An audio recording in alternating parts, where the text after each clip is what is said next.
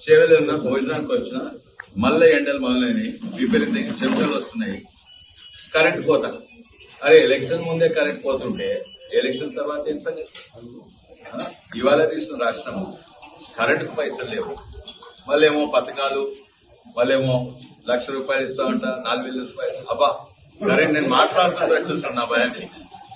మంచిది, ఇప్పుడు వచ్చింది కానీ గంట సేపటి కరెంట్ లేదు. ఎలక్షన్ తర్వాత ఇక మీరు ఏమైతుందో చూడండి. అందుకే ఒక డిసిప్లిన్ ఉన్న ప్రభుత్వం అంటే బీజేపీ ప్రభుత్వం, దానికి ఓటేయండి. 2వ నంబర్ కమలాపూర్ గుర్తుకెట్టే. చేవెళ్ళ భోజనానికి వచ్చిన మళ్ళీ ఎండలు మొదలైనవి, విపరీతంగా చెమటలు వస్తున్నాయి, కరెంట్ కోత. అరే ఎలక్షన్ ముందే కరెంట్ పోతుంటే ఎలక్షన్ తర్వాత ఏం సంగతి? ఇవాళ తీసిన రాష్ట్రం కరెంటుకు పైసలు లేవు, వాళ్ళేమో పథకాలు, వాళ్ళేమో ₹1,00,000 ఇస్తామంట, 4,000 రూపాయలు. అబ్బా కరెంట్ నేను మాట్లాడుతుంటే చూస్తున్నా భయాన్ని.